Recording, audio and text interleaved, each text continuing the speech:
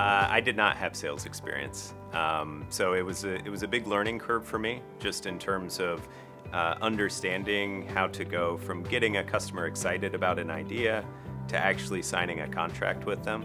I think the things that you do on a day-to-day basis in any role prepare you for that in helpful ways.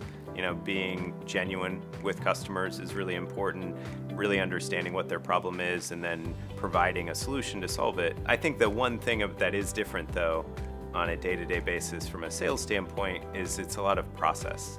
And so the things that you would intuit about how you should sell are similar things that would be how you would maintain a relationship in your life, right? It's like checking in with your friends every couple weeks. In a sales process, it's checking in with the customer, seeing how else you can be helpful, what's the next step, really trying to understand them, where they're at in their journey.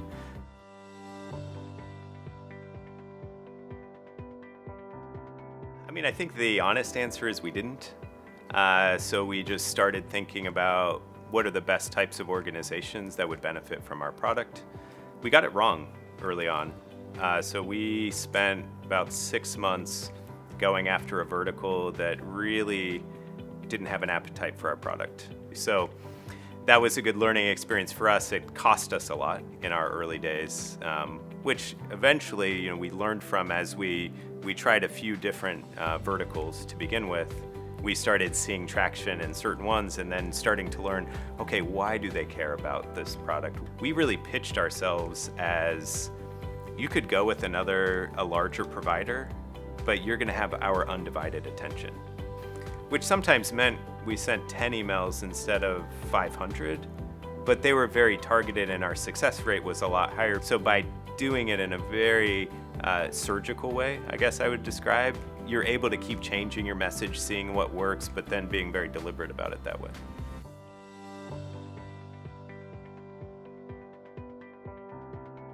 And one of the lessons that we learned as well was that the customers we were selling to didn't know how to buy our product. So now when somebody gets excited about our product, we say, great, so the next step is this, and we guide them, and they really appreciate that you're gonna walk them through and be there side by side in that journey. We delayed a lot of sales because we would just focus on, our champion that we were selling to, when their universe is way bigger than that. And just learning about what that universe is and being receptive to, your environment that you're trying to sell in, to understand what that customer journey is, and then be able to guide them through it.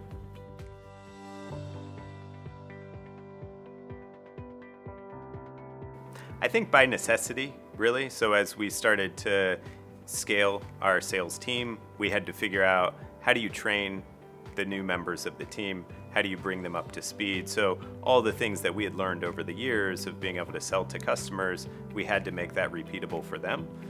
And a lot of that was, we had unconscious competence in the founders in terms of just things that intuitively, but would be hard to explain to someone. By bringing new team members on the team, it forced us to stop and say, yeah, but why do we do that? People talk a lot about knowledge transfer. It's the basic premise of mentoring, really, is somebody taking knowledge that they've gained over 20 years of working in the industry or working at a company, and then being able to share it with somebody else.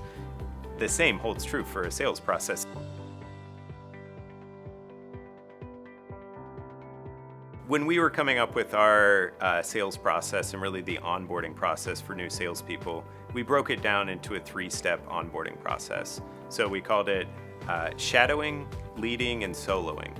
And so shadowing was essentially, we were hiring experienced salespeople so they knew how to sell, but they needed to understand our product, our market, our customers, and so they would shadow an expert, a product expert on our team. That person would actually do the demo, but the salesperson would guide the conversation and ask some questions and things like that, so they build a relationship, and then they would handle the correspondence with the customer like a normal salesperson would.